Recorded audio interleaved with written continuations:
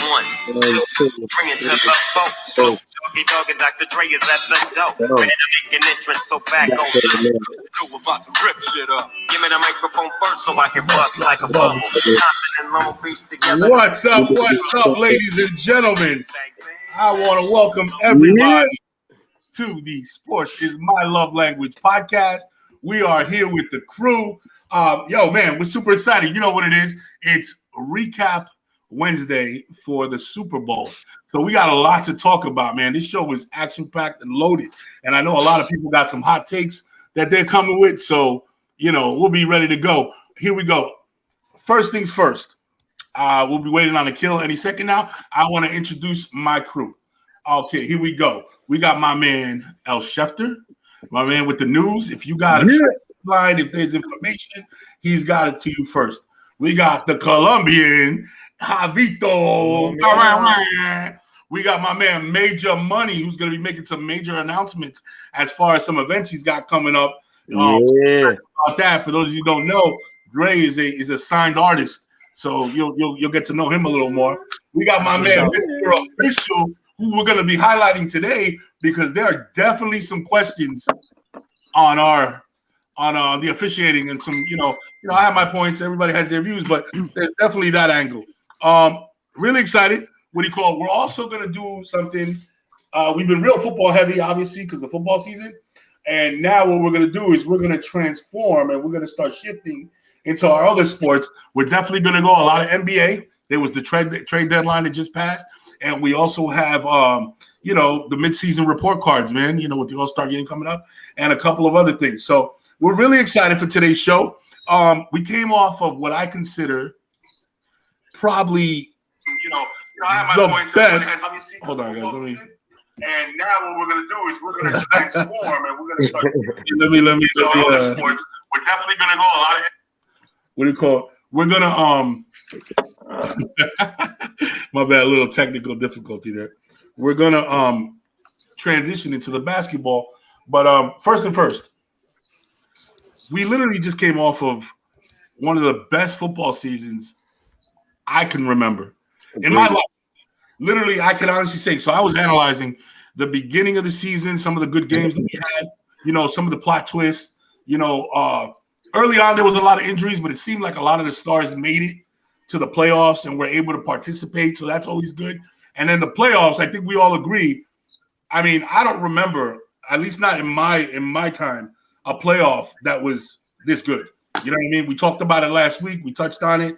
It was phenomenal. So now what I'm looking to do is I want to close the show, man. Let's talk about this Super Bowl. Let's start with some of the highlights. We'll start there. What was some of the highlights that you guys saw in this year's Super Bowl? What was some of the, some of the big plays or things that you took away from the Super Bowl? Pablito, what you got? So for me, as someone who watches, a lot of NFL, talk shows and all that, especially, NFL Live, I did subscribe to the Dan Orlovsky supporting Matthew Stafford narrative, right? Right. And I took a lot of, I took into account the fact that he is friends with him. He backed them up for a lot of years in Detroit. But what I subscribe to is what Stafford said early when he first got traded to the Rams. I just want a chance. I want an opportunity in the fourth quarter, 2 minutes in meaningful games. And he proved it in these playoffs. Every single game, he proved it in the playoffs. So at the end of the game, he did it. And when everything kind of, quote-unquote, fell apart for the Rams, you lost OBJ, who was on 2 catches for 52 yards. He was, in a quarter and a half, he was killing Cincinnati. There's nothing they had for him, right? He was killing them. Yeah, he balled out. Catches, he said, you got nothing for him. Absolutely. Right? And the fact that they had lost Robert Woods earlier in the year, they had no Tyler Higbee. So Woods, Beckham, and Higbee are 3 out of the best 4 overall from the passing game, outside, including Kupp. And they were all gone except for Kupp. And yes, punt, third quarter into the early fourth. But at the end of that, Matthew Stafford said, you know what? I'm just going to do it. This is my shot. This is my chance. I'm going to Cooper Kupp. Everyone knows I'm going to Cooper Kupp. And that was crazy. The ball, And outside of one questionable call, whether, it did have an impact, but whether it would have decided the game or not could be interpreted, discussion, whatever, we can do it. But he did it. And to me, that was it. Like, to me, Matthew Stafford showed all those years in Detroit, 45 fourth quarter comebacks, as shitty as those teams were year after year after year. And he still had the wherewithal to even have 45 comebacks when you didn't really have to. Just shows, how talented to me he is overall. And I feel almost kind of bad for him to say, you know what, if you would have had better teams or in another team, another NFL team, bro, you could be so much greater than what you have done. But I still think he's a Hall of Famer. And to me, that was the highlight of all of it for me. Like, this dude is legit.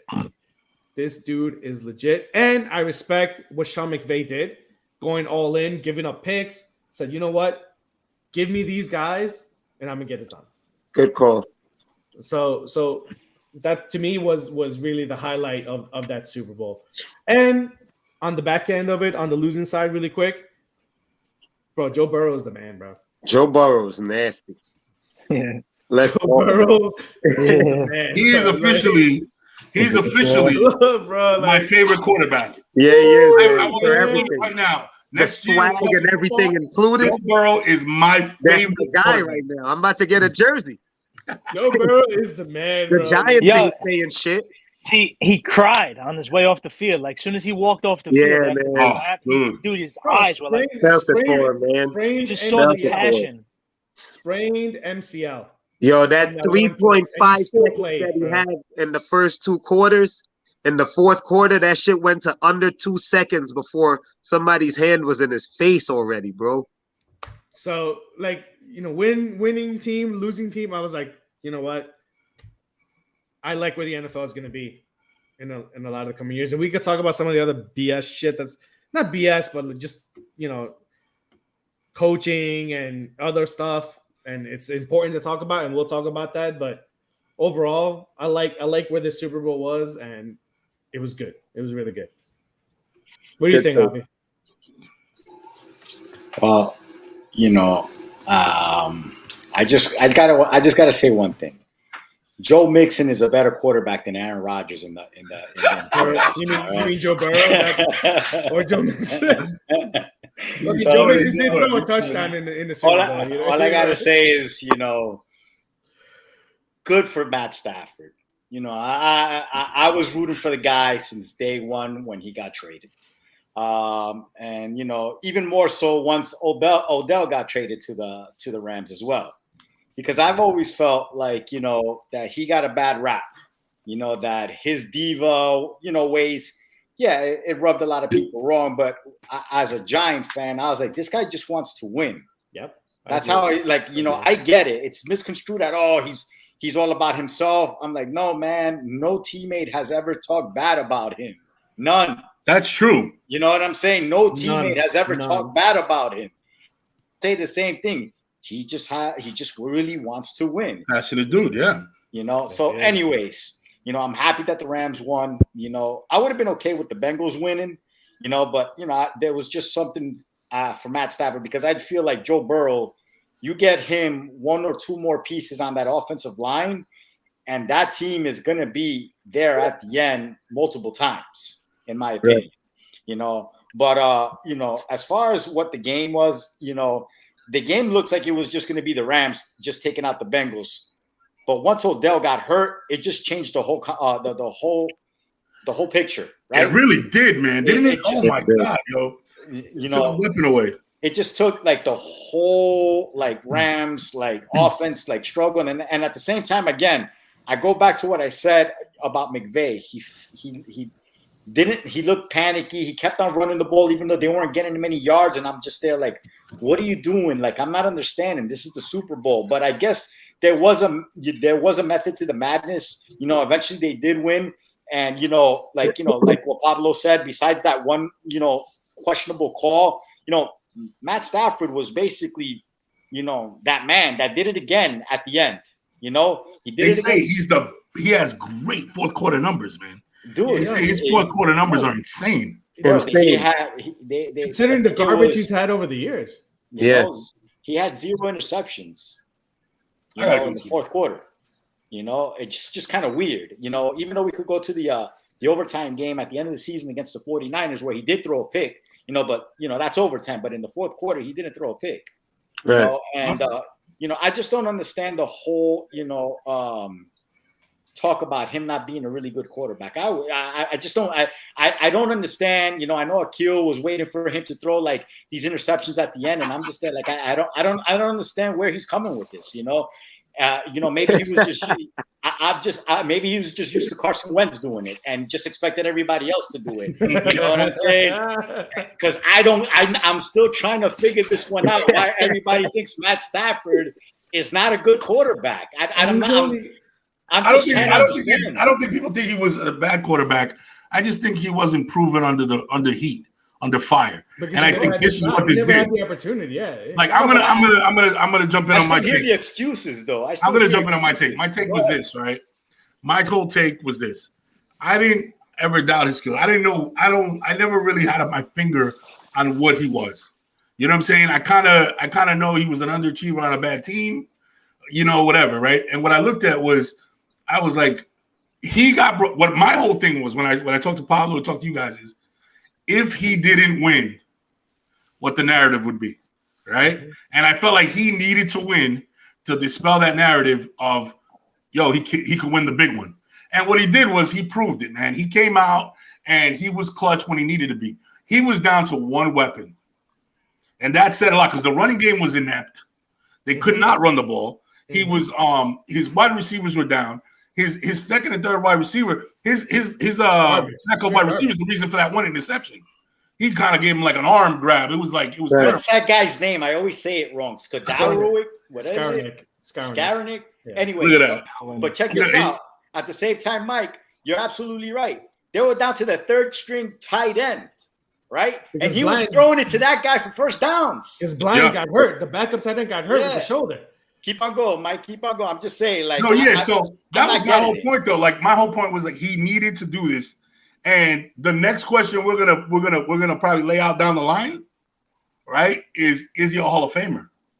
Right. You know what I'm saying? Does this catapult him into that? Because we could talk for that's going to be an interesting topic. I'm sure everybody's going to have their own opinion or where they're at with it, especially if we start comparing him regular season numbers to playoff numbers to Super Bowl numbers to guys like Eli Manning, Ben Roethlisberger, stuff like that. So that's going to be interesting. But here's the thing: is that he was 12 years in the league, right? Yeah. He's only 33. He's not done. Yeah, he's a baby. He's still a baby. He's not done. I mean, the thing about it is, 12 years, 33, and he's not done. He's never been an All-Pro already in overall stats at 33, and he's never been an All-Pro. Yeah, but that's hard when you have the biggest, the best regular season quarterback in your division for those 12 years. Aaron Rodgers, you're right. Those All-Pros are hard because you're right. Rodgers. It's kind of hard. You got Rodgers. Dre, what are your thoughts on the Super Bowl, man? What'd you see this year? Two highlights stick out for me, especially. One of them was the reason of a momentum swinger, and then the other one was just a crazy play by Stafford. He was dead-eyeing the tight end and threw a no-look to Cooper Kupp. I don't think people understand how sick that shit was, man. They showed like another angle. Did you see they showed on Facebook bro. They had this other angle? Because the first angle I was like, oh, they're kind of hyping it up. Because when I saw that second angle and I saw his eyes, man. He did one of these the things like little kids. Official no look, bro. Yeah, I mean, and in a tight ass space. But that's what I'm saying. It wasn't like a quick slant. It was basically a 10-yard and then dig it. You know what I'm saying? Man, and that's why I was like, "Whoa, that was really impressive." And then the other one was it was a play. Burrow was trying to scramble out to the sideline, and Aaron Donald chasing him and kind of pushed him, but he was still in bounds. It was a legal play. Then coming back in. Two guys from the Bengals, I don't know their names. They want to start pushing Aaron Donald and Dumber. That's what their names are. And pissed him off. Dumb and Dumber. 2 plays later, he bull rushed 77. Oh, The guy had no chance, bro. It was like he was my weight. You saw when he grabbed Mixon for the first down. Oh yeah. With one arm. One arm. Come back. Yeah, that was crazy. As far as moments, those were my two like wow moments for the game. Yeah. Hell yeah, man. Sean, what'd you see out there? All right. First off, I want to say shout out to Sean McVay. I mean, just the in-game adjustments alone. Start back from going all in on the trade for Matthew Stafford, and like you said, it was a win or bust at that point, and my man came through. In-game adjustments, losing OBJ, that was tough. Because he was balling out, and now you have a key piece of your offense just out of the game, and you had to make adjustments. But the big wow moment that I have to say is Cooper Kupp. I mean, my man just took over. On one side of the ball, you had Cooper Kupp taking over, and on the other side of the ball, you had Aaron Donald just take over the game and just turn it into the Rams' favor. You want to talk about momentum? They were just the momentum swinger alone. They just came up and just big time just changed the whole dynamic of the way that game was being played in a moment. They had nobody to go to, so he just linked up with Stafford, and they just put the ball on my shoulders and let's go. And he did it. Cooper Kupp. And the same thing with Aaron Donald on defense. They from that play on, what Dre said, it was just he was just kicked it into another gear, which him into another gear is insanely scary. There's just those people that just walking on the field are that good. Yeah, just leave them alone, man. Yeah, if you get them to take it to the next level, you're just a fool at that point, Yeah, I think one of the mistakes they made was when they pissed him off on the sideline and the guy took a swing at him. I was like, after you just woke up David Banner. I was like, you just woke up David Banner. What are you doing? That's basically it. Wasn't that the center? Yeah, well, it was. Yeah, the center. Yeah, but I mean, as a lineman, you get it. You're protecting your quarterback. I get it. Totally. You got to protect your quarterback, but bro. Yeah, but it was a legal play. He's a runner up the play. He was in bounds. That was Harry Dunn. From After a kill, I'm going to go to some comments. AK, what are your thoughts on this Super Bowl? Man, I've seen Harden make better passes in practice than I have. What? Can you guys hear me? You're good. Yeah. Can you hear me? Yes. Yeah. I've seen James Harden make better passes in practice. I'm kidding completely. I think you have to give the Rams a lot of credit. Look, this is what I think, honestly. I picked the Rams, right? I picked them to beat the Bengals. I did definitely think that every championship, even the Golden State Warriors first year, every championship, you have to have a little bit of luck involved too. Whatever it is, you have to be really good. You have to have a little bit of luck.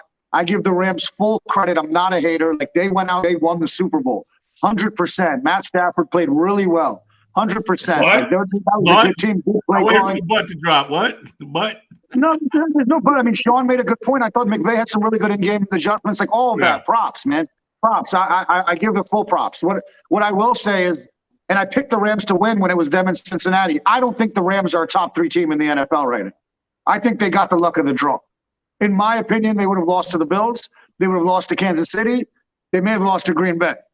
You know what I mean? But that doesn't even matter. Props to them.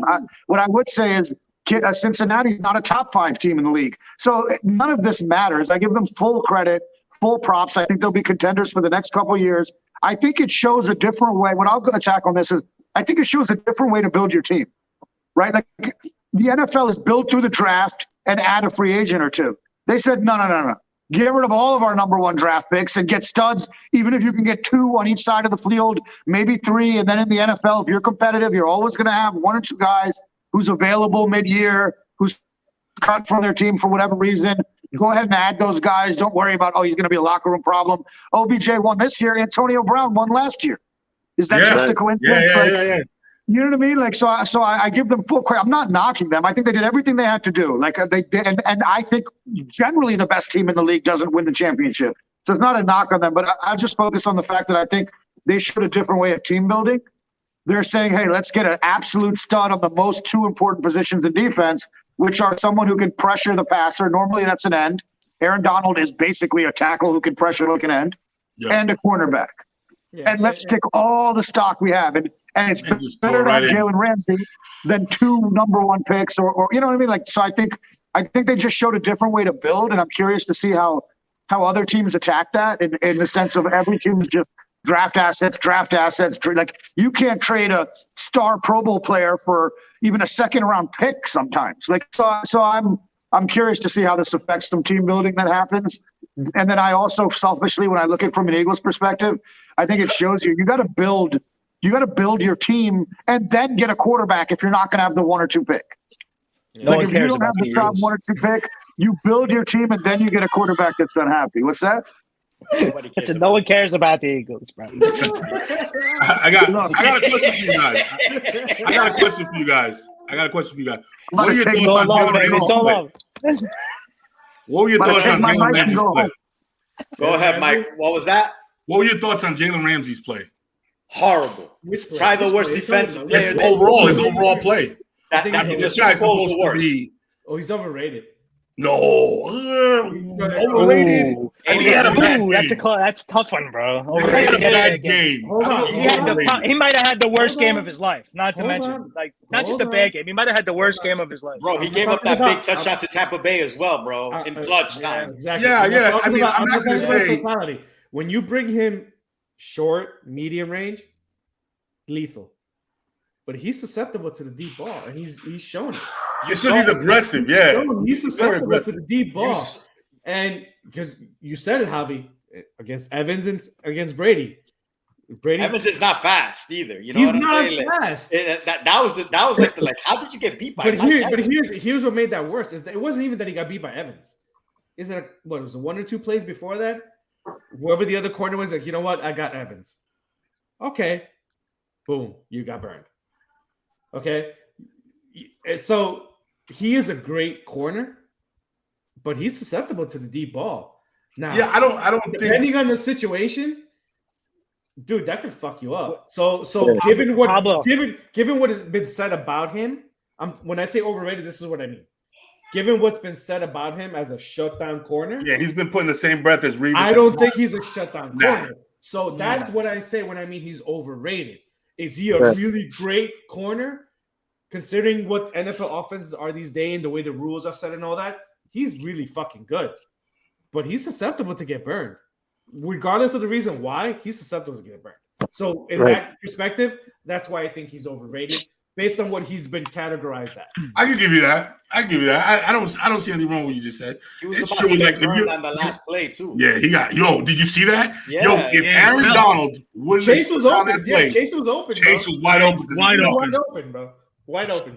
I don't know if you noticed, but they quietly left him out of a lot of the post game stuff. They kind of just drifted away from Ramsey and just kind of highlighted everybody else. We got some comments here. Ariel saying Stafford ain't a first ballot Hall of Famer, but eventually gets in. He also says 1 Pro Bowl for Stafford and never really a top 5 quarterback in any of the previous seasons. Ooh, okay, I mean, That's part logistical. That's part logistical, man. No, I wouldn't disagree with it, but you have to consider who were those quarterbacks demographics. in the NFC all these years. Yeah, but he Yeah, was it showing was talent loaded. It was loaded. too. It was loaded, yeah. Okay, can we get they want us to ask the question for next week. This definitely we're putting it on the agenda. Can we get that question? Is the Hall of Fame bar too low or just right? That's a I good. think that's a great question, Great especially after the Richard Great. Sherman comments. Yeah, Deion for sure. Sanders has been saying what Richard Sherman said for years now. You know what I'm saying? It's not the Hall of Fame; it's the Hall of Very Good. You know what I mean? There's a lot of factors to take into that. A lot of factors. Yeah, for sure, for sure. Thank you, Bengals man. ain't the best team, and Rams got a little lucky. Yeah, you're right. You're right. With that, we're going to move on to the next topic, which is still Super Bowl heavy. We're going to be talking about our guys, the MVPs, man. What are your thoughts? Did they get it right? Could they have even gotten it wrong, to be honest? Or did you see anybody that you would have given it to? I'm going to keep it really quick and short for me. To me, they wouldn't have gotten it wrong with either Cup, Stafford, or Donald. It really, to me, it wouldn't have mattered either way. I was not going to sit there and argue, splitting hairs or whatever between the two guys. It really depends on where your moment is as the 16 the 16 voters that they have for the Super Bowl MVP, right? And if it's totality of the game, Okay, you have Cup and Stafford. If it's most impactful moment, well, it was Donald getting the stop. You know what I'm saying? He got through. Yeah. And he impacted the play. I'm not going to argue with anyone that had either one of those three guys. Just for me. So I'm going to keep it simple. I think if Stafford would have had maybe one interception, because really I don't think the first interception wasn't his fault. It was a great play by Jefferson. Bates made a great fucking play to recover on that first interception. The second one, you could debate whether the receiver really made an effort to get it. You know, he had one hand on it, whatever. But if Stafford throws for 283 and 3 touchdowns and no interceptions or one interception, are you really going to be pissed off that he gets the MVP? No, not in that scenario. And then Cooper Kupp at the end of the game is Cooper Kupp, and then Aaron Donald in the fourth, and not even just that last play in that fourth quarter. You saw him leading that defense, getting 3 and outs, trying to give that Rams offense a chance. That defense was coming through. I'll tell you what beef I got. You know, my beef is that the votes are done before the 2-minute warning. That's not a hard set rule, though, Mike. But that's what they did. They voted before the 2. But there were some people that I agree. But there were some people that waited till the end of the game. So there is no official. You have to give me a vote by a certain time. Yeah. They sit there and try to get you. Oh, hey, what do you think? Hey, those 16 voters. Yeah. But there were people that waited till the end of the game. But I'm not going to disagree that.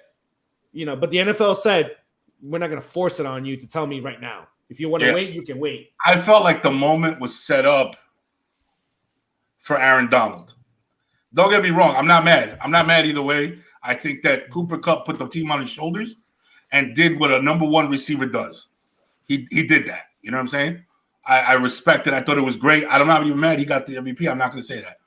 But I just felt like the whole moment was like when Reggie White, when everybody wanted him to win his title with the Packers, and they were really behind him. That's Reggie White, man, the minister of defense. I think that there was almost that kind of push there's always a player that everybody's like, oh, finally he gets the ring. I felt that was Aaron Donald, bro. I felt like he needed to put that cherry on top to put his name. Don't get me wrong. He was already up there for me, but for a lot of people, I tell he needed that. We put out that meme today about Prime, LT, I don't know why Ronnie Lott was there. I like him, but I don't think he was in that category, to be honest. I agree. What do you call it? LT, Prime, LT, Reggie White, and let's say him. And I was like, how come it just felt like he needed that Super Bowl? And it was all set up for him to go into the stratosphere of athletes. And I just felt like, especially because he made that last play and he made some key plays to win the game. I was like, oh, they're going to give it to him. And when he didn't get it, I was like, they missed the moment. In my opinion, that's what I feel like. I don't feel like they got it wrong, but I feel like they missed the moment.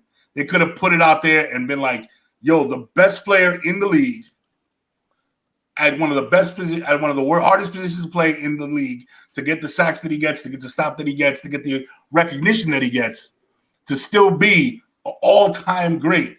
You got to grab him. You got to highlight him, man. If I would have had the preview of hearing that Sean McVay sound on the sideline on that play where he said Aaron Donald's going to make a play right now, 4th and 1. Woo. He called it. He said, and he did it.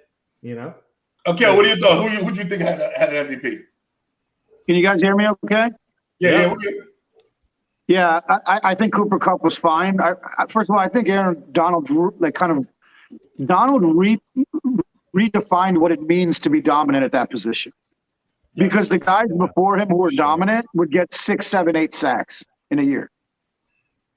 Yeah. This guy goes out and gets 20, right? 2 sacks for a defensive tackle and 2 or 3 hurries in a Super Bowl is unreal, actually. But I'm fine with Cooper Kupp getting it. I think he deserved it. He was their ace on offense. Stafford threw a couple of picks. That's not going to, he was. Look, they had, 16 points until the last 2 minutes. The Rams' offense didn't explode. And Cincinnati's defense ain't nasty. So, you know what I mean? I think Cooper Kupp deserves it. I think he got it. That's fine. I think if they could have gone Darnold, it would have been fine too. But I don't have a big problem with Cooper Kupp at all. As a matter of fact, hats off to him, man. Salute you, bro. You had a season for the ages. Do you guys think that what do you think Odell? I think Odell was on track, man. I mean, it's hard to kind of make that assumption or whatever because it's football. But holy Yo, that boy was balling out. That boy was balling out. He was gonna shred him for 150 easily. Oof. Dre, what are your thoughts? I think that it could have went either way. I think there is an offensive bias when it comes to MVPs. It's sexier. So being that it could have went either way, because they both had impactful plays at the end of the game that highlighted their overall performance in the game. So I don't have a problem with Cup winning the MVP, but it could have easily went to Aaron Donald. Yeah, I think everybody's kind of like, that's like the general consensus, bro. Like, Sean, what are your thoughts? I pretty much almost jumped the gun in my last segment talking about this. When I was saying, on one side of the ball you had Aaron Donald, on the other side of the ball you had Cooper Kupp. So, my opinion, they both had tremendous impact in that game, and them winning that game. Why not go co-MVP? He would have just solved everything. Yeah, they did it before in the past. Yeah, that would have been cool too. Seriously, I said that the day of the game. I put it in our game thread. I said, why not co-MVP? They should both be co-MVP because the last 3 plays of the defense of the game, Aaron Donald just fucking took over, and then Cooper Kupp just, like I said, 2 touchdowns in the Super Bowl. You put after losing OBJ, that's tough. and you basically being the only weapon, and they're fucking focusing everything on you, and you still they know he's throwing to you. Yeah, and you still. Can we talk about how Eli Apple was trash? He is fucking trash. Vito, what are your thoughts, man? Really quick. Go ahead. Quick, Javi. Sorry. An apple a day keeps the Lombardi away. All right. There you go. Yeah, bro, he's a bum. Eli Apple should have won MVP. But whatever. But anyways, you guys hit it on the nail. You know what I'm saying? Like, you can't go wrong by giving a Cooper Kupp. If they would have given it to Aaron Donald, you know what? You couldn't go wrong either. If it would have been co-MVPs, I think it would have been just the general sense of like, yes, like that's the way to go with that, right? You guys hit it. Both made great plays at the end. But I'm gonna go back to my boy Matt Stafford. You know what I'm saying? Like, I don't even know why I'm calling him my boy, but now he's my boy. But he threw the ball. You know what I'm saying? It's not like he wasn't. He knew that they were going to cover Cooper Kupp, and he just whizzed it, to the point like, yo, I'm going to show you my arm, and I'm going to show you how good this arm is. And he did that, on the last drive. Yes, a questionable call, no doubt. But you got to give Matt Stafford his props for basically keeping it cool, calm, and collective at that time, knowing that I'm down to basically Cooper Kupp as basically my only weapon. There is no running game. It's all on my shoulders. And you know what? I'm going to get it to the guy that's been doing it all year long. And I don't care what this defense does because I'm going to get it to him. So I just got to say, like, if they would have just, I'm just saying, like, why do people still think Matt Stafford is not that good? I'm just going to keep on going with that one, man. But anyways, Aaron Donald is the second best defensive player I ever seen in my life. There's just really no other way to basically say it, man. LT's right there, but if this guy continues to keep on doing what he's doing, he might overtake LT. You know what I'm saying? Because he was a rookie in 2000. He's only been in the league 8 years. Yeah, and you saw his he was 7-time All-Pro, 8-time all what do you call it? What's that called? Pro Bowler. What do you call it? Rookie of the Year? 3-time Defensive Player of the Year. Insane. That's now Super Bowl champ. Reggie White was nasty too, though. I agree. Yeah, how was Lawrence Taylor so much? Like, how is he hands down better than Reggie White? They both had 8 All-Pro first teams, 2 All-Pro second teams. He won 1 more chip. Okay, I'm gonna say this, Akil. Can I tell you? No, wait. Show me the blocking scheme. Show me the defense. Show me the value or the position or how the game changed because of Reggie White. That's it. Show you what? The game changed because of LT. The left tackle became a money position because of LT. Show me the position that became a money position because of Reggie White. Look at because of Reggie White. Look in the draft every year how many defensive ends go compared to linebackers. No, like the value compared to a linebacker in football is night and day in this NFL. Yeah, but the sack Because is more of an important stat than it's ever been. Now, But more you so also than- add his No, but pressure interceptions. is not. You guys are Giants fans. You know that pressure is not an overrated stat. You won 2 Super Bowls. No. Listen, I'm not in any way, shape, or form. I'm not in any way, shape, or form devaluing Reggie White. I think he's I love Reggie White. Number 2 in my list. It's just that you have, to me, who is the GOAT of defense. You know, now if we want to take away the PEDs and the coke, then maybe they'd be even. But we're not going to do that, are we? You know what I'm saying? Can't take that away. Take away the party. You know what I'm saying? What do you call it? That's what makes him special. Yeah, Reggie White is 200. The most. Bruce Smith has 200 sacks, right? Reggie White has 198. Bruce Smith played 43 more games than him. Can we agree that Bruce Smith was an absolute animal, and it took him 43 more games to get the 2 sacks over Reggie White? Like, that just shows you comparative. Now, I don't want this to come off as knocking Lawrence Taylor, because he's probably one of the 5 or 10 best football players to ever play. Like, he's amazing. I suspect you guys saw more Lawrence Taylor. I saw more Reggie White. That's what I think it comes down to. Probably. I mean, one would even say that if Lawrence Taylor and Reggie White had a baby, it would be Aaron Donald. Oh, Yeah, Right. someone say that. Did you see that guy without a shirt on at the parade? I'm just saying, considering Yeah, the power and the speed that Aaron Donald has, you're like, oh, I see Reggie White there. And What I will say is this: at the position of tackle, in the middle of the line, who's next? Maybe like a Warren Sapp, Joe Green, Adonovan, No, you're talking like all-time greats. No, let's talk about the league right now. At the D tackle? Oh, in the league now. I think right now in the league, second is probably Jones over there in Kansas City, right? Maybe number 2. Chris Jones. Yeah, Vita Vea is badass. Vita Vea is bad. Yeah. All decade too. For the last 8 years, it's been Fletcher Cox. Hands down, it's been Fletcher Cox. Not this year. Yeah. Fletcher Cox is Totality, For the last 8 years, it has been. Fletcher Cox is nasty. I would say Fletcher Cox is beast. From just a long, you're right, longevity, Tic-tacs. year after year after year after year. He's not the second best anymore. I fully agree with that. But up until about 2 years ago, for 6 or 7 years, and even when he was the second best, I mean, this guy was a game dominator, and he was nowhere close to Donald. Like, Yeah, That's what I'm saying. There's like a class.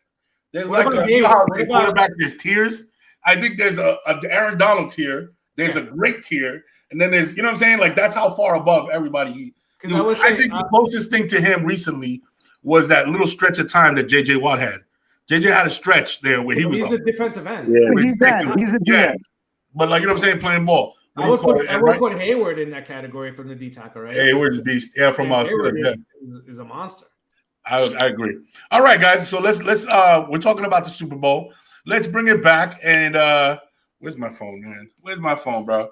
We had a little something. This what do you call it? Halftime show.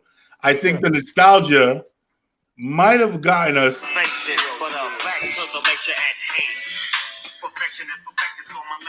Better than the actual There it is.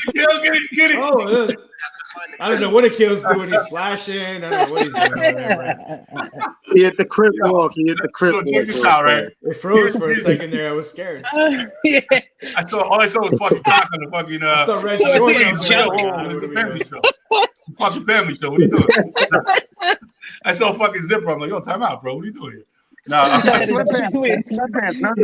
junk. junk on TV. No, all right. So I'm gonna say a couple of things. I'm gonna give my take, and then I want to hear everybody else. So I heard people saying it was the best. Some people were saying it was the best. It was not the best. Fuck no. Listen. Way. I'm with you, bro. I let the nostalgia hit me hard, bro. I was here with Pablo watching the game, and my sister, and the nostalgia hit me hard, bro. Prince, Purple Rain in the fucking rain. That was the best performance you ever had. It did for me Hands too. down, bro. It Fucking did Purple for me Rain too. in that fucking But dildo on the shaped real, car. You really feel sorry. recently, J-Lo and Shakira was better. Yeah. Come on, bro. Come on, man. I was about to say, how you gonna go with Prince over J-Lo and Shakira, man? Hell yeah. Nah. Yeah, I mean, amazing. I love rap. I love Snoop. Kendrick is my favorite of all time. but it was not the best. It was not the best. I think that here's what happened, right? So check this out. This is my opinion. A couple of years ago, after the Janet Jackson versus Justin Timberlake, Kitty Pop. The next year, Nipplegate. Yeah, Nipplegate. The next year, the NFL said, "Whoa, we're going ultra conservative. We're going to go after our base audience, which is the 40 and 50-year-old people, right? Money, where the money is. So who they bring on? They bring on the Who. I'll never forget watching this shit like. And I asked the question, Who? Bro. Who? What? The Who? That's all I kept saying, right? Coldplay with Beyonce and Bruno Mars was way better. Oh, Bruno Mars killed it. No, so hold on. Was good. What do you call it? So I thought that, right? And then when I was watching this, I text my daughter, and my daughter was like, "Yo, what is this, 1990?" She's like, "Who are these whole people?" She knew who Snoop was, right? She knew who Snoop was. She kind of knew who everybody was, but was like, "Oh my God." She literally sent me, she's like, "Yo, can they get somebody that's not almost dead?" I was dying, bro. These guys are all 50 hopping around. Yo, I was like, "Oh, that's what it must have felt like." That's what it felt like when I watched The Who. I like them, but I was like, what the hell are we doing watching 50-year-old guys on a guitar? And now I felt the same way. I'm like, Snoop, Crib walking at 50, Dr. Dre's 50. Yo, hold on a second. How about all the memes that came out about 50 Cent? I might have put out my man. Too. My man got fat shamed, bro. They took the from D12. He looks great. The best part is, he doesn't even look that like he's not even. No, he doesn't. Come on, bro. I would beg. Bro. I would beg to look like that right now. Whatever the hell was holding him upside down was made of vibranium. All right. Let's be real too. Like the Jay-Z picks the halftime shows generally now, right? Like he's in charge of that. So that's something. But I'll say this: look, man. For me, out of all the halftime shows, it's the best music. Like the closely related, like it's my favorite song out of all the artists that play. But rappers can't put on a better show than Shakira or J-Lo. No. Rappers can't put on a better show than Michael Jackson or Bruno Mars or Prince. Michael Jackson's so you guys are talking about the show. The rappers, well, there's not a rapper a lot. Tupac could have been there. Biggie, they couldn't put on a show like the other guys could put on a show. That's not what rap is. No, so you literally had the world's most famous rapper. The world's most famous rapper was on that stage. For the culture and for stepping up and again speaking out, I give props to that guy, man. He's not my favorite rapper ever, but he's really good, and he's not afraid to stand up for those people. Busta Rhymes can perform with anybody. Yeah, but I love Busta. Yeah, Busta's he could, but he doesn't have the combination of mainstream. Yeah, he has to have the name. Believe it or not, like I said, the only person, right, that is universally beloved and crosses over right now is Snoop Dogg. You could grab, they were saying, Nori was saying, you could grab Snoop Dogg, right, and drop him anywhere in Europe, drop him anywhere in the Middle East, and people are going to know that's Snoop Dogg. Yeah. There's no other rapper who can really do that. He did a country song I saw today with Willie Nelson. Like he was like, because they have a similar habit. He did reggae music. He was Snoop Lion for like 2 months. He doesn't miss. He did a song with one of the Indian guys called "Sing Is King." Like he's that way on purpose. Like he's done it with other cultures purposefully. He doesn't miss. Yeah, his sidekick with Martha Stewart, bro. I mean, what the that's his boy. That's his boy. He looks young. Right. He looks fairly young comparatively. Like he looks straight. Like he looks like he could still move and rap. So props to him. If you had to get rid of one person, he's the people's favorite. If you had to get rid of one person in the show, who would it have been? Disrespectfully, it's Kendrick because nobody really knows him. Exactly. I told you, Mike. I could name not one song of that motherfucker. I think he was the homage to like the newer, younger. Like kind of like the new Cali. They should have Ice Cube. I could have done without Ice Cube instead of Kendrick Lamar. I could have done without 50. I could have done without Mary J as well. 50's the worst rapper out the group. No, I thought they missed an opportunity. I think Sean posted it that they missed an opportunity. They should have brought out Method Man with Mary. That would have been dope. I think they should have brought out Ice Cube because that was Dre's first act. This was all Dr. Dre's act. Oh, straight NWA. It was all Dr. Dre's acts. Ice Cube. Yep, they should have brought out Ice Cube. Logistically, the only person that could have got left out was Mary or 50 because they're not from California. Yeah. Well, Dr. Dre can't leave out Kendrick or Snoop. I could in go a with performance. because he's signed. Well, you could have just said Eminem as well. Yeah, he's Detroit. Yeah. No, but they're all signed to kind of like Eminem was indirectly to Dre. his biggest. Yeah, Eminem they was kinda his signed to biggest Dre. thing ever. Bigger Yeah, but that was more of an bigger Interscope than Beats Records thing than Headphone. anything else. Mm-hmm. Yeah, I don't know where Mary fit in. That's what I don't understand. But she How was is she signed. related? I don't get. She was signed to get it. Interscope. She was signed to Interscope. As Oh, an was individual. she Interscope? I didn't know that. Okay, that But answers the that. 'Cause I was performance, like, her performance didn't hit to me. yeah, That was a big Honestly- F you to Puffy since he produced her first album. How thick were her thighs, man? Oh, I'll that's say it so like thick. this. I'm gonna say, Mary J, like, I I'm don't know, lying. man. I felt like she always sang the same song. You know what I'm saying? Like, I didn't feel like any of her songs Right. were like they didn't vary like very much. You know, I felt like she broke up with the same guy a million times. You know? That's why I'm She's like the Adele of rap music. yeah. like, yo, somebody slipping some crack, bro. I just No, I'm didn't just like kidding. that. That's a joke. That's a fucking joke. Don't cancel me. That's a What joke. did you say? What did you say? I said somebody slipping some crack. Oh man. Man, that was it. Yo, look, guys, I'm sorry. That's Don't like a cancel me. I'm 25-year-old sorry. joke right there. Yo, next week, I see fucking Javi and Pablo explaining. Well, you know, Mike had to take a break from the podcast. Let's just say, I got a million hits on Twitter talking about you gotta go. No, all right. Let's move on, man. I think we all agree it was a good show. I don't think it was the best, but I think it hit us home because it was our generation. For the first time, we're at that age, which I don't know if it's freaking heartbreaking that we're that age, or it felt good to watch them. But we're that age where we're the demographic now, man. 35 to 50 years old almost. It's like a big wide range, man. Is there any other rapper you think? Is there any other group of rappers that you think would have been better? Like, obviously, if you're talking about Dre and his, I was right about to say that. Who said that? Wu-Tang. Yeah, I kind of feel like not necessarily better, but yeah.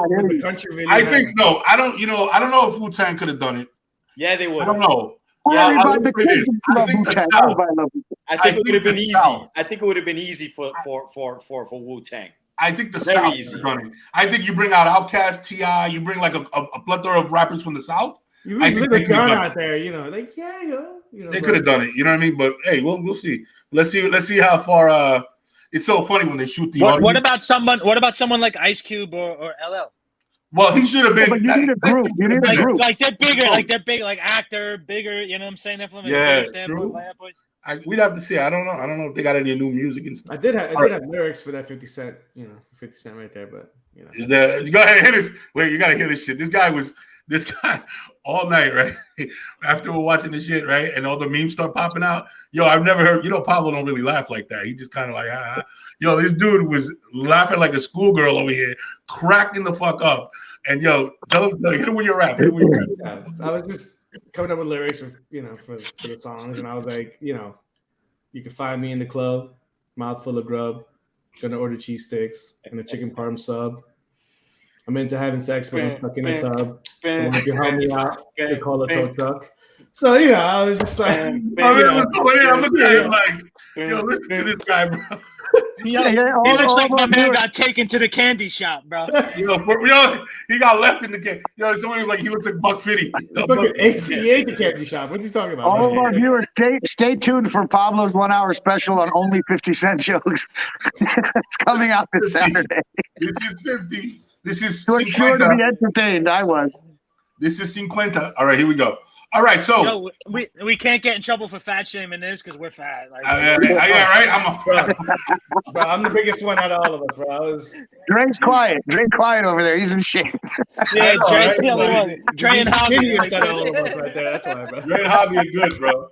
Or he's like high school. They're still playing soccer, bro. What's that all about? I look like I ate Mike from high school. You know what I'm saying? That's what I look like. Fuck that. All right, guys. So we're gonna pivot now. We're gonna do a little shift. So we're at the end of the football season. It was a great season, and we've been real football heavy. So now we're gonna shift up into the NBA, man. We're gonna start with the trade deadline. There's a lot of big moves, and I know Akil's favorite player got traded. Yeah. So I would like to start with hearing his position on that. But that wasn't the only move. But I also want to talk about people that didn't make any moves, and were those a surprise? You know what I mean? So let's start off with the low-hanging fruit. Let's start off with the obvious low-hanging fruit. Everybody's thoughts on the Harden, what do you call it? Ben Simmons Ben trade. Simmons. What are your thoughts on Ben Simmons? Jill, what you got? Okay, so I think Ben Simmons is going to be a hell of a basketball player in the Nets. I think there's not one like if you could pick two teams he could go to thrive, it would be the Warriors and the Nets. And the Nets are even a better fit because the Warriors have Draymond, who does a lot of what he does. The Nets don't have what he does. They can use it. I think it's going to be. I think it's a good trade. Seth Curry is a knockdown shooter. Now you go from having it's like it was like when you had Curry, Clay, and KD. You had the top three shooters. Now you got Kyrie, which is obviously the wild card. Hell of a shooter. KD and Seth. Hell of a shooting team. Ben is going to fit there really well. Drummond was a good piece. He was a free agent at the end of the year. 2 first-round picks. I've done the analysis on this. Like first-round picks at the end of the first round and second-round picks have traditionally like a 5% hit rate. Like they just generally do not hit. So I could care less about the first-round picks. So again, I think the Nets have a good. They did well in this trade. That being said, Ben Simmons was not playing for us. So we traded Seth Curry and a backup center for James Harden. Yeah. Let me say that again. We traded Seth Curry and a backup center who may be the best backup center in the league, but that's less important when you have the best center in the league. The guy was playing 12 or 14 minutes a game. Like in the playoffs, and I know Doc Rivers won't do this, but you should be playing Embiid 36 minutes, 38 minutes. Like you're not playing two big guys. So you traded Seth Curry and you traded your backup center for James Harden. I went and looked at Harden's stats again. Dude, before he came to the Nets last year, he averaged 34 points a game the year before and 36 points a game the year before that. Like this guy has what we need. We need somebody else who's a second scorer. Now you slide Tobias into the third scorer. You slide, you kept Maxey, you kept Thibault. Great trade for the Sixers. I'm not going to say great trade for the Nets. I'm going to say good trade for the Nets because if you have all three of those guys playing together, Harden, Kyrie, and Durant, you're winning the damn championship. I don't care. Like if all those three guys are healthy, they lost to the champions by a toenail of Kevin Durant, and they had 1.5 of those guys. Yeah. Harden was hurt. So I think the Nets, you can't call it a slam dunk for the Nets because healthy with those three guys there winning, there's not one top superstar threesome that has lost since the Celtics started theirs. Not one who has not won one championship at least, right? Not that they haven't lost, but has not won at least one championship. The Nets have never won a championship in the NBA. So does their chances of winning a championship increase? I don't know that, but I do think that they got a hell of a deal in return. But in my mind, this is all about the Sixers. This is about the Sixers having James Harden, if he's anything close to what he was, and we don't play the way we played yesterday, getting beat by 90 points in Boston. We're going to be in good shape. We're going to be contenders. And if I'm the Bucks, and I'm looking down that Eastern Conference, I think everybody has to respect the Heat. I think everybody has to, kind of give. I don't think the Bulls are ready. Obviously, the Cavs are not ready. So it's going to be, the Heat will make noise. The Bucks, the Nets, the Sixers, and I think undisputably for the Bucks, the biggest challenge now is the Sixers. Go Philly. Go Philly. That's his Philly rant. I like it. Javito, what are your thoughts? So I gotta just say that mental midget Simmons is gonna play all of a sudden because now his mental health will just disappear, right? And this is where I get aggravated. You know what I'm saying? I get aggravated with this, because it's like I because of him, I don't want to see the Nets succeed. You know what I'm saying? Yeah. I don't like players like that. You know what I'm saying? I know I posted something yesterday on the group page that Shaq. There's a difference between mental health and mental fortitude, right? And that's what he's lacking. Like he's blaming it on mental health, but it's just he's not an alpha, right?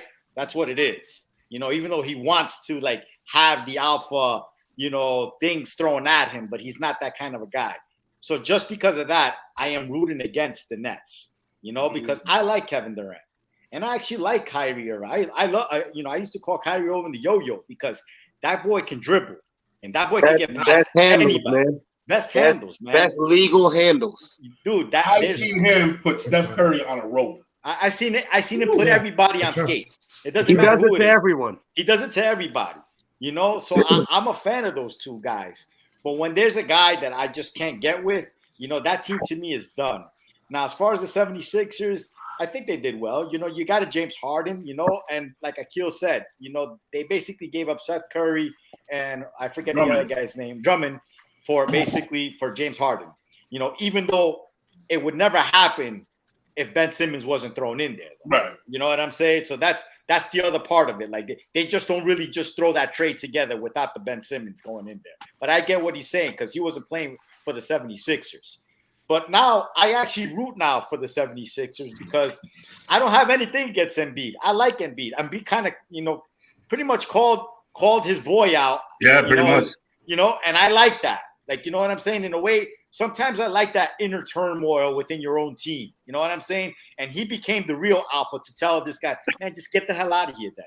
You know what I'm saying? Like, we don't need guys like you. And I'm happy, you know, for that this happened for him, that they got somebody. Even James Harden's a little fishy at times, but I'll take James Harden any day over a Ben Simmons right now.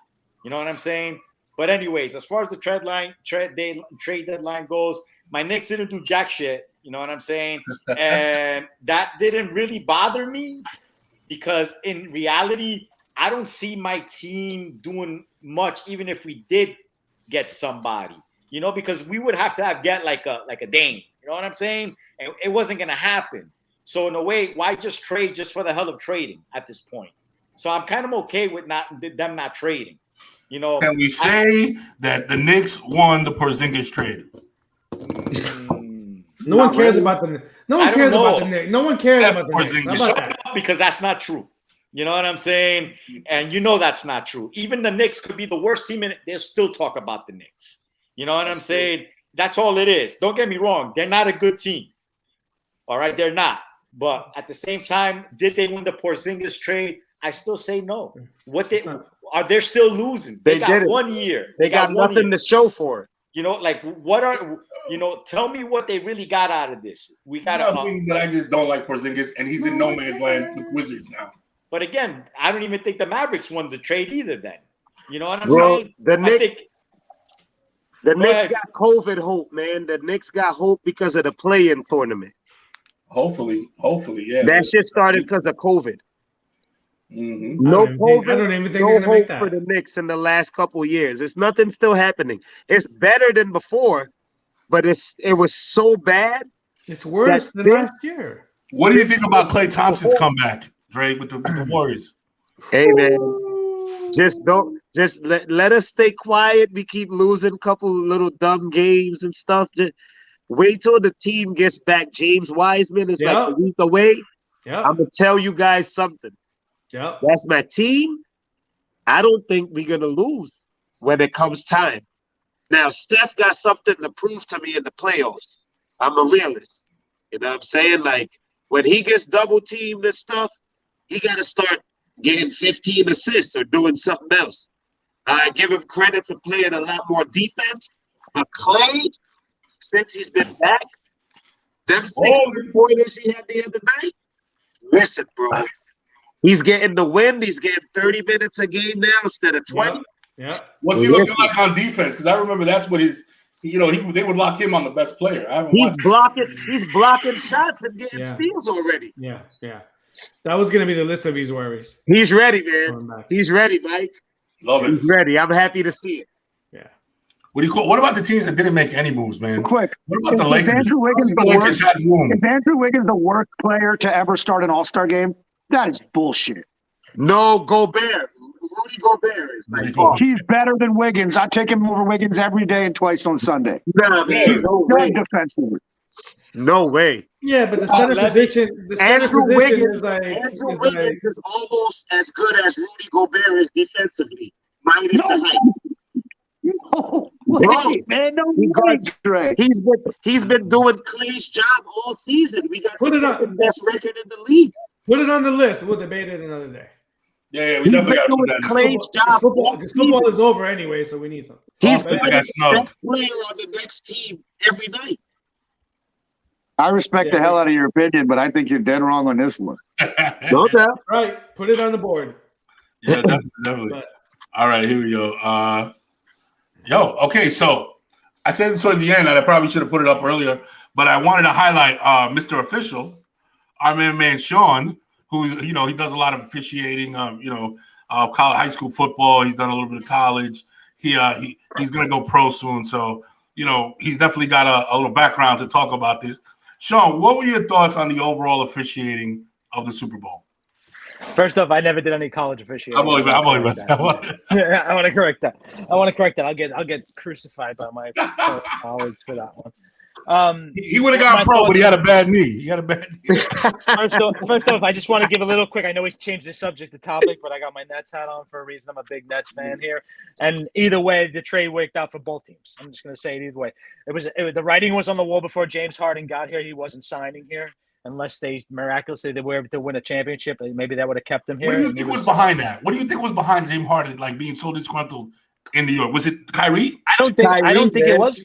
I think Kyrie kicked it off, but I think it was before that. I think the whole Morey thing. I think he had it set that he wanted to go play for Morey again, and it was going to happen, and that's where I think he was testing the waters. He didn't sign the extension for a reason, and it was let me see what's going on. If I win a chip here, then maybe I stay. If I don't win a chip here, I'm bouncing to Philadelphia. And that's what Sean, let me ask you a question as a Nets fan. Do you think the fact that he went there and those two guys already won championships and Kyrie's now playing half the time that he was like, man, these guys aren't so singularly focused as Philly is in winning a championship and I don't have one yet? That could be a part of the reason too, but I think a big picture was he wasn't staying there regardless. He was heading to Philadelphia. He wanted to play for why? The whole time. Why do you think that is as a Nets fan? Like I said, because they originally were trying to trade for him before the whole Nets did. That fell through. The Nets came up with a better offer. They shipped him to the Nets. Now, like I said, had they win a chip, that might have changed his whole perspective, and he would have signed a deal with them. But at the reason they were going to give him the best offer at the end of it, they would be the team that could give them the best offer at the end of the season. So, and he didn't sign the extension, and he was out. The writing was on the wall. He was out long before this whole Kyrie shit. Like I could tell you that right now. I think he wanted a championship, and if he thought those guys were really focused on getting it, he would have stayed there. Like he went to a place where he didn't have to do what he did in Houston. He didn't have to be the one or two guy even. And that's now he won't have. And that's the crazy thing about Philly. I don't even think it's about Harden coming here to be the old Harden. He doesn't have to be the best player. He has to be the second best player, right? Like we have Joel. That's where I think he would have stayed there if he thought, these guys are just focused on winning a chip, because that's the only thing missing from his legacy. Yeah. And a little defense. He plays no defense, bro. Yeah, Seth Curry plays worse defense than James Harden. Let me just put that in. Well, let me tell you about a couple of trades Seth Curry's the worst defender. Kevin Porter drops 25 a game on him in the playoffs last year. You cannot hide Seth Curry on defense. He's amazing as a shooter. He's the worst defender in the NBA. My opinion. They're not going to have Joe Harris. They're not going to get Joe Harris back, so they need him to shoot the rock. That's what he was basically brought it. That's a big. What he's going to do. Well, let me talk about a couple of trades that are kind of under the radar that's going to help out certain other teams. Karis LeVert going to the Cavaliers. You know what I'm saying? That's a good freaking pickup for the Cavaliers. Wasn't he a singer in the 80s? That's Gerald LeVert. I got you on that one, bro. Good luck. You know what I'm saying? And then Serge Ibaka going to the Bucks. Serge Ibaka going to the Bucks is huge, in my opinion. You know what I'm saying? They're the defending champs. Serge Ibaka just provides that defense. It could still hit that basically that 16-foot jumper, bro. You know what I'm saying? I was like last year, PJ Tucker going there last year. That was a big. I agree. Yeah. You need those guys still. You know what I'm saying? That guys that are still going to play defense. And plus, Brook Lopez is not looking like Brook Lopez. So he's on his hind legs. You look at Serge Ibaka right now, who's old as well, but still has those legs, still has that defensive prowess that could do it. You know what I'm saying? He's playing 27 and a half minutes right now, and he's only been there for 2 games for the Bucks. So I don't think Lopez he's going to play this year. That's the thing. That's why they got him, because I don't think Lopez is coming back. Yeah, well, I want to piggyback off what Javier said too. Teams like Sacramento, man, how do you give up Halliburton just because you want to try and make the playoffs this year? It's so short-sighted, man. I don't know, man. I was like, you gave up on the kid so quick like that. Like I don't Yeah, know that's if weird. I don't know if you're the franchise. Yeah, you know what I'm saying? Like you didn't even give him a full year. You know what I'm saying? Like That to kid should basically- be a junior in college, Javi. I don't Yeah. get- Like I don't know, man. That's I mean, don't get me too wrong. I think exciting. Sabonis is good. You know what I'm saying? Good I player. think he's a good complimentary piece. But you know, like to give up on a possible Upside. special talent. Yeah. And Buddy like, Hard, yeah. We have Ariel talking about Indiana Pacers checked out for the season. They traded Sabonis, their Sabonis best and- player, for young Tyrese Halliburton and Buddy Hyde. Also, no trade for the Heat. Yeah. Also, Pacers got rid of Caris LeVert, Love Halliburton in Indy. Yeah, but what the Pacers did was basically say, all right, give me Halliburton. We're gonna try to build. We're gonna see if we could take this talent to the next level. That's what they did. Yep. You know what I'm saying? Because Sabonis is already. because they knew they're not with. Yeah. So they just said, all right. Why we'll do you guys think Jeremy Grant did not get traded? Like, what is Detroit thinking? They could have got assets for him, That makes no sense. Unless they just think they can get a better deal over the summer. He's got a great contract. He's easily could be the 4th or 5th best player on a championship team. I don't understand why a team like Detroit, the only validation is that they're going to trade him in the summer. Probably. That's weird. Yeah. What about the Lakers not making any moves? I was about to say, you want to talk I about the thought they Lakers? did. They had no bandwidth to make a move. Unless you're Well, trading yeah, no LeBron, offers. AD, or Westbrook, which you can't trade. Westbrook's contract is like impossible to get rid of, Impossible right? to trade. They have no moves to make. They had No impossible. moves. Would you guys They have went traded Westbrook for John Wall? No. I don't think I would have. No. Yeah, the narrative in the media is that Westbrook is like you can become a better team by just cutting him. That's why I asked that question.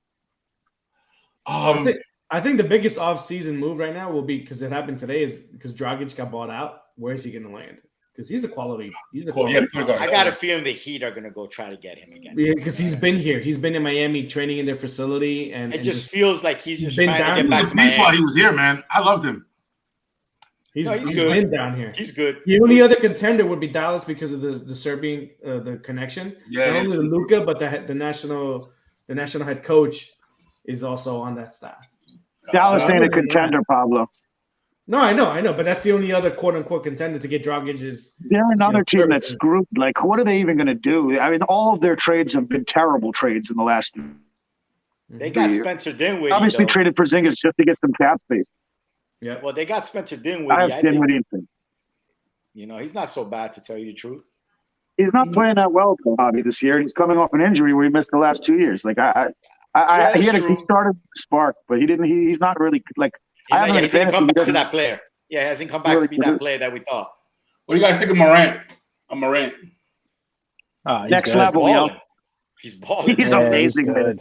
He's balling, man. Yeah. Outside of Golden State and Phoenix, that Memphis team is going to have something to say in those playoffs, man.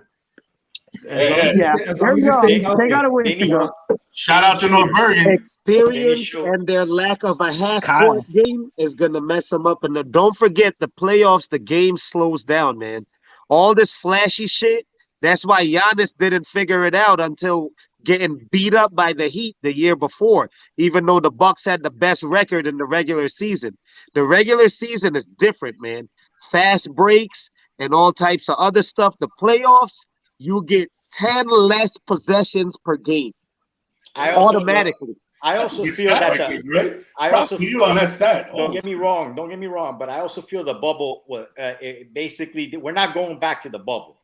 Right. You know what I'm saying? So, like, you put Giannis in a crowded stadium, have home field or home court advantage, as opposed to just playing in one court. I think it totally changes everything. That's why I think the very following year they smashed the Heat. Wasn't even close. That's because of Brook Lopez and spreading the floor so that he could have a lane. When it was block the lane for Giannis, he failed 3 seasons in a row. That's why they got Ibaka, though. They got That's what I'm saying. Ibaka, Like, and not only that, you do is you figure out a way to clear the lane so that they can't do what they want to do with Giannis. but Middleton grew. Middleton grew. And then Middleton grew. Brook Lopez, people don't give them Lopez brothers credit. Like Robin Lopez was crazy. Tough players, bro. Brook Lopez and Robin Lopez are good basketball players, man. Robin's out there to be signed. Forget Casper Gomez and He's forget out the there to be Lopez front. signed. Right. Bury those cockroaches. Let's call it fuck the Lopez brothers. Yeah. All right, so let's go back. I want to touch on your thoughts on the officiating because I really want to hear. We went off track there. What officiating? Yeah. What officiating? Look, it was one missed call. Two. Right? No. Oh no, hold on. One full blown missed call, right? Which was the T. Higgins touchdown because the official was trailing the play, so he wasn't going to see it. But whatever, it was still a missed call. And then it was a missed call. No, it's a missed call. But I'm saying the official was trailing. He Physically couldn't see this. Right. You know what I'm saying? And then then the linebacker on Cooper Kupp, which would have made it 4th and 8 for the Rams. Now, does that would have made it harder for the Rams to get that last touchdown? 1,000%. But did not. But do you think Stafford and I'm not going to say the ability not to get that 4th and 8? I don't know. But I'm saying it just made it easier by that questionable call. Here's the thing with the officiating. I don't think anybody really feels like the game was affected. But just the grade of the officials. I think if we let's separate what happened in the game and the positions and what could have happened to the actual game film of the officials. That's what I'm more interested. I think that there was a lot of missed calls. There was some offsides. Like Aaron Donald was lining up offsides all game. All right. May I interject? Of course. With the okay. So I'm gonna give it to you from two aspects, from me being an official and me also being a heavily involved coach. Okay. When you're in a coaching aspect, the one thing you look for from an officiating, from any kind of official, is consistency across the board. Is consistency, okay? So in the beginning of that game, they were letting things go, okay? Yes. Letting things go. If that's the tone you're going to set, that is friggin' fine. I'm okay with that, okay? Set that tone, but you got to stay to that tone. I agree. It was a shift. Okay, you can't, now all of a sudden, when the game's in crunch time, that flag's now going to come out of your pocket a lot more. It's just like working with that umpire where I'm in the field. He's working the plate, okay? He's my partner. And all of a sudden, those calls that were strikes early on in the game that were moving this game along, and now those pitchers are getting those pitches squeezed on them, and their strike zone changes. That just, as a coach, will drive you crazy. As a fellow official, a partner working with that guy is going to drive you crazy. It's all about consistency. Okay, if you're gonna throw the flag. Hey, Sean, that's why you're the official, bro. I think you nailed it, bro. That's if I can go to a core thing that I was feeling that you verbalized was that exact thing. It's like, yo, all of a sudden the laundry comes out. Right. Yeah, let me ask this, Sean. Yeah. Given the penalties that were called late in the game, given those specific penalties, compared to what was going on in the beginning of the game, were they ignoring those type of penalties? They were very similar. I agree with being consistent. There was a lot of hand fighting. I'm 1,000% with being consistent. So if you're seeing holding, or you're seeing, the defensive line is, over that, over the line of scrimmage too much, because we saw that a couple of times. Now, with all due respect, that's a call, and I'm going to say, even on the pro level, you're going to give leeway. Yo, back up. Yo, back up. That's not something you want to. That's like they call that preventive officiating. You know what I'm saying? Don't make it a problem early on. Like, hey, back up. Same thing with like me doing high school games as a baseball official, and I'm in the field. I'm calling. You're taught to call balks. Okay, are you calling balks? No, you're calling balks that are egregious. Something that's crazy. Okay, if it's something that hey, somebody lining with his hand over the line, his helmet's over the line. Yo, back up. Or a pitcher like quick pitching. Yo, slow it down a little bit, or I'm gonna call you for a balk. It's preventive officiating. It's stuff like that. Right. So that stuff doesn't get called consistently on a consistent basis ever. It is the pros. Some people feel that, hey, it's the pros. That stuff shouldn't be going on. Yeah, it's like in the NBA when they get away with traveling and shit. You're like, it goes on every level. It goes on every level. That's why I asked because if they would have just let go what was called late and they were letting it go before then you're right. It's inconsistent. Be consistent. Yeah. But if all of a sudden what it was called late wasn't really happening in the previous of the game, because there was a lot of hand fighting. I'm not saying one way or the other. I'm just saying a lot. Yeah. So because they let go, they didn't even call a punch. Yo, when that guy threw a punch on Aaron Donald, they didn't call it.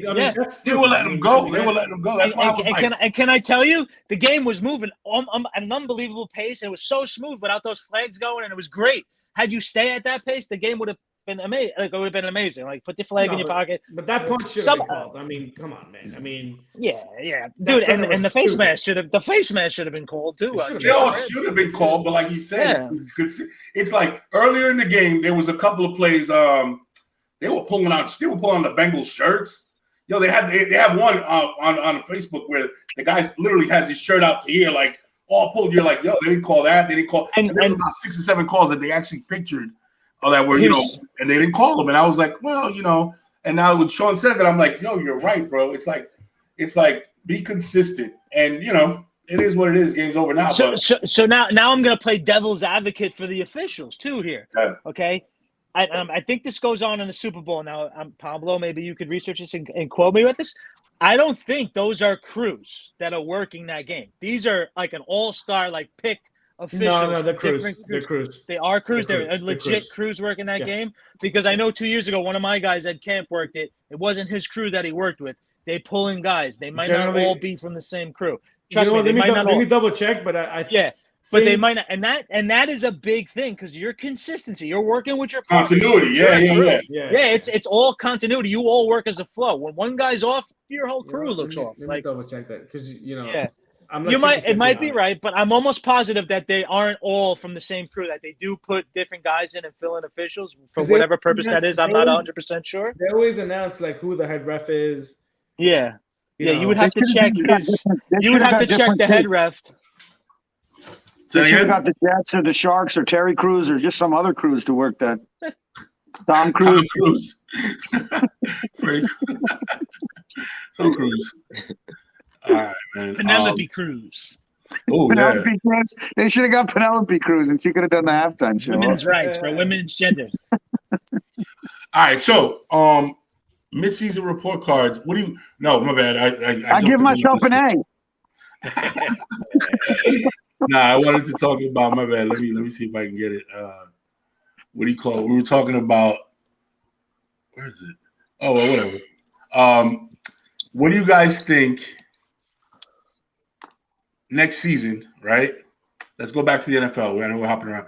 Next season, what do you think are the headlines going into next season? What do you think is some of the hot things? Where do you think Jimmy Garoppolo's going? Where do you think Aaron Rodgers is going to end up? What are some of your hot topics for next year? I know, Pablo, you had a top 5. What was your top 5 too early picks for next year? Yeah. One of the things I want to talk about is your way too early top 5 power rankings for next year, top 5 teams, right? So, for me, it's probably I'm still going to have Giants. If Cincinnati gets offensive linemen, they should be the best team in the AFC. That's it. At the end of the day, if they get offensive and linemen, they get rid of Eli, he's gonna get cut. But considering the way the draft is coming up, it's all that. This draft is about foundational players, linemen, offensive linemen. It's not about quarterbacks. It's not about receivers. It's not about any of that shit. It's about foundational players. Outside of Cincinnati getting linemen, I still will have Kansas City the favorite in the AFC. And assuming that Aaron Donald doesn't retire, I may still have the Rams as the best team in the NFC. Sorry, Sean, about your shitty Cow-Turds. But not really, seriously, I would still have the Rams because I don't know what's going on with, the Cowboys are the Cowboys, whatever it is. I don't know what's going on with Rodgers. If he stays, then okay, he's the favorite in the North. The NFC South is a mess with Tom Brady gone. Who's the favorite? Atlanta? Because they have the most quote unquote reliable quarterback of all 4 teams. No. And then you have the West, which is again Rams, 49ers, Seahawks, Arizona. So I don't know. Whatever. And then the East is like I said, East is the East. And then after between Kansas City and the Rams, and I'll put Buffalo, and then I'll put the standard Buffalo and Cincinnati. There, and then at the 5th, you can kind of fill in the blank for me right now. You show me something better.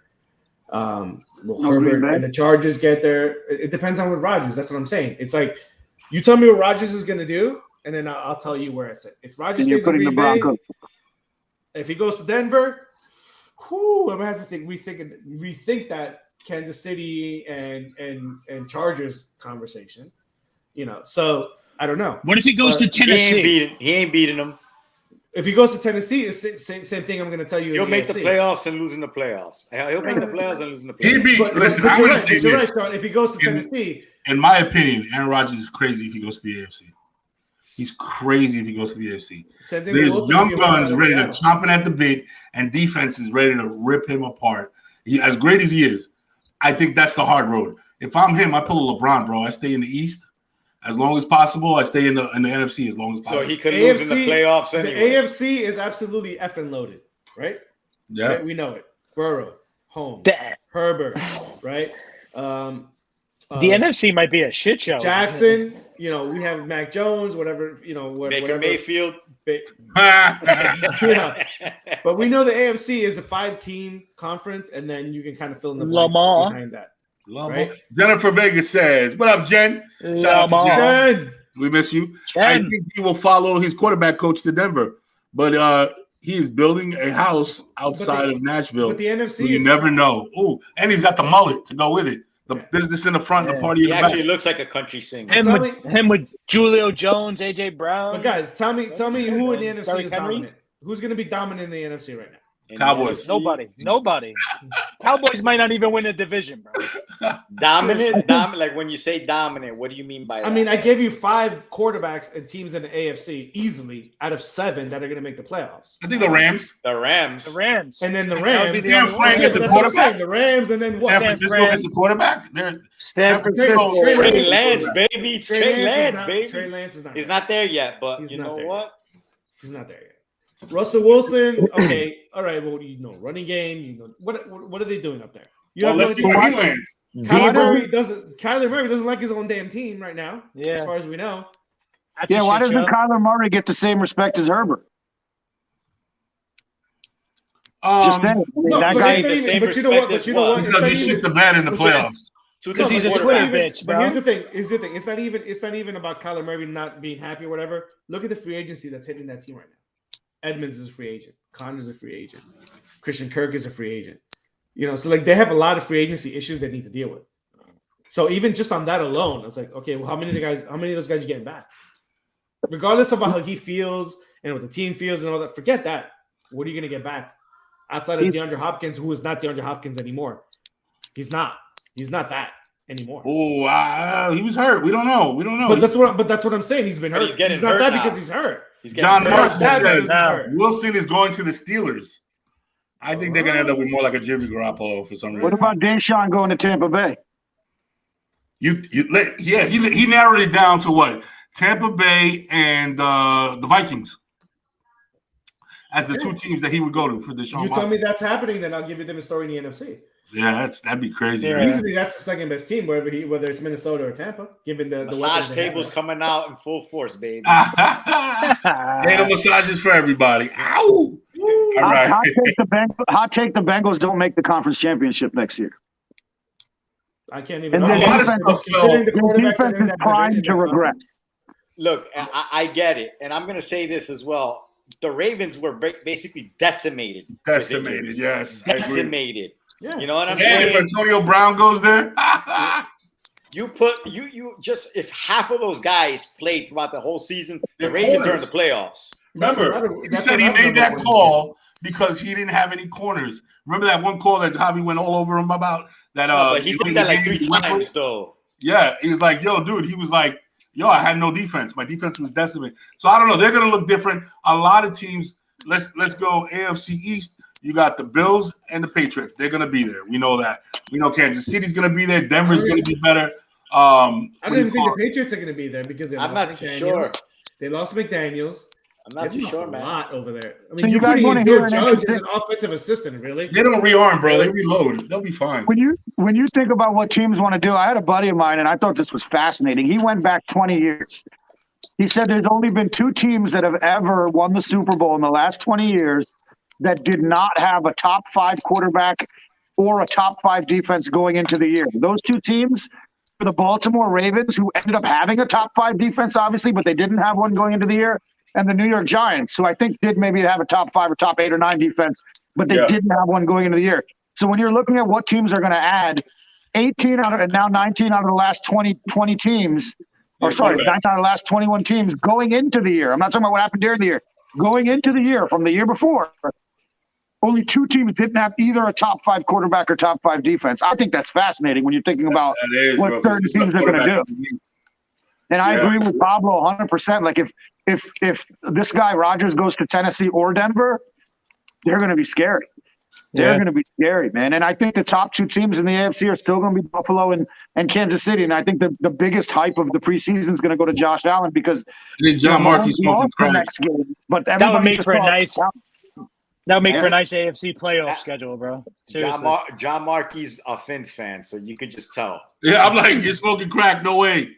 Tua? And I don't think the Carolina Panthers defense is going to be exceptional. He's better than He's Jones. better than Jones. And he's better than your Wilson, right? He's definitely Who's better than Wilson? Not better. He's Not better Russell than Wilson. Josh Your Allen, Wilson, though. no?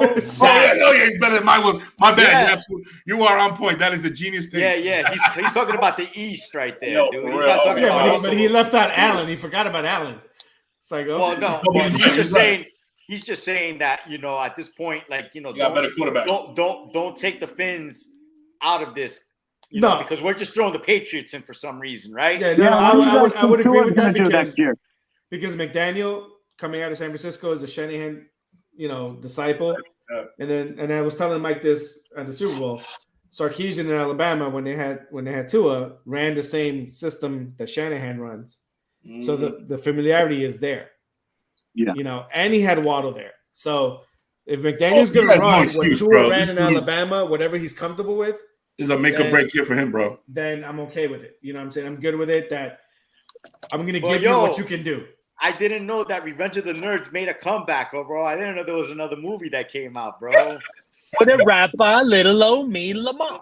What? I think you got to watch Denver because if Rodgers goes there, he's bringing Devontae Adams and Joe Rogan, and that's going to be a tough team, man. Oh, Rogan. Joe Rogan. Joe Rogan. Why would Joe Rogan go to Denver? Weed's already legal in Colorado. Don't I'm worry, just they don't saying need that's Joe who he Rogan. gets. That's who he gets his medical advice and everything. Oh, Nice. he's gonna Denver team. I know he's gonna go chill with some Pat McAfee. See, why wouldn't he go to Indiana? Go to play with Pat McAfee, man. Oh, That's the best situation. Carson Wentz is getting cut. To me, If that's he the did, best situation. Yes. if he did, he'd have a leg up on the competition, right? A leg up. Oh my God. You're gonna go to the dad jokes. You hear the dad jokes, bro? I got both. I got kid jokes and dad jokes. I'm just missing the in between. Nice. All right, fellas. What do you call it? Yo, we covered a lot tonight, man. It was fantastic. Once again, big shout out. Hey, big shout out to Javier. Get better first. We missed you. Yeah, Jed. Yo, I got one thing. I got like a little thing to say. You know what I'm saying? And I'm gonna bring up the Olympics right now. With the whole, this Russian Olympic Committee thing and this 15-year-old girl testing positive. And I'm gonna bring it back to the track runner, Shari. What's her name? Richardson. I'm getting upset. Homegirl smoked weed. Can't freaking compete. Right. Yeah. This girl's taking PEDs. It's Mike's batch of PEDs. You know what I'm saying? And she's allowed, and she's gonna be still competing. And the PED shoot. And remember, consistency is important. Based on what I said last week, Everybody's on PEDs. Yeah. The PED that she was caught for was unrecognizable in any other testing up until 3 months ago. But my Just brother. now, watch. But my whole thing is this: Russia was caught. Yeah. But now they're competing as the Russian Olympic Committee. The Rock. And they got caught again. They're the Rock now. I'm just like, make me understand. Like, how do you, dude, I don't get it. I don't know how they did that. I don't know how they did it. Have you never heard of money before? I mean, yeah, something, bro. Wait till baseball comes back. What, USA doesn't have money? Never heard of talk her. about. Never heard of. Want to talk about PEDs? Wait till baseball comes back, bro. Oh, yeah, they're going to be. You're going to see more home runs than you ever seen in your life. These guys are going to be juiced. They're going to be jacked. But that's the thing about baseball that I hate now is that everybody's just trying to hit the long ball, man. Yeah. And I want to see small ball a little bit more, man. I'm getting sick and tired that all these guys just want I don't think you're gonna see it. No, I know that, but it bothers me, man. But you'll see teams like watch softball, bro. Watch college softball. You'll see a lot of small ball. You'll see teams like Tampa Bay and Oakland still compete that way, though. Of course, but you're right. The league isn't built that way anymore. No, yeah, of course. And after the strike, oh my God, dude, they're gonna need it's gonna be like '94 all over again, bro. Mark McGuire's coming back. Mark McGuire's coming back. Sammy Sosa's gonna come back, and he's gonna come back. Put Barry Bonds in the Hall of Fame. Put them all in the Hall of Fame. This is a fucking joke already. Let's knock this shit off. Is Sammy Sosa gonna pull a Michael Jackson and his white career will be as good as his black career? Oh my God! I hope so. He's milky, bro. He's whiter than me, bro. He's bleeding. Yeah, bro. He I don't know what he's doing over there. All right, guys. We're at an hour and 30. That's the side effects of PEDs, right, Mike? What is it? Andrena? What was that? What was that shit back in the day? Andrenostine? What was that stuff they used to take? I don't even know. Andro. What the hell was it called? Like Mark McGuire. That was the big drug. Oh yeah. The what do you call it that they were taking? The steroid. Yeah. All right, guys. So let's wrap it up. Once again, man, this has been a fantastic show. I want to appreciate everybody coming with the energy, coming ready. This has been the Sports is My Love Language podcast. This is my crew, my boy Pablito, aka El Schefter. We got El Colombiano, aka Javito. We got Major Money, aka Dre. We got Mr. Official, aka Sean, and now we got aka AKK. So there we go. And that's been our show, ladies and gentlemen. Please comment, share, let us know your thoughts, and by all means, tell your friends, man, to join us every Wednesday night, 8 o'clock. We're here like clockwork, ready to give you your sports fix. Again, man, we talk about a lot of things that are off the beaten path, but we also are talking about some mainstream stuff that they just not take it to the next level, or maybe they're scared to give their opinion because of person stuff, and we're not. So join us again. This is the Sports is My Love Language podcast, and we are out of here. Peace out, fellas. Peace.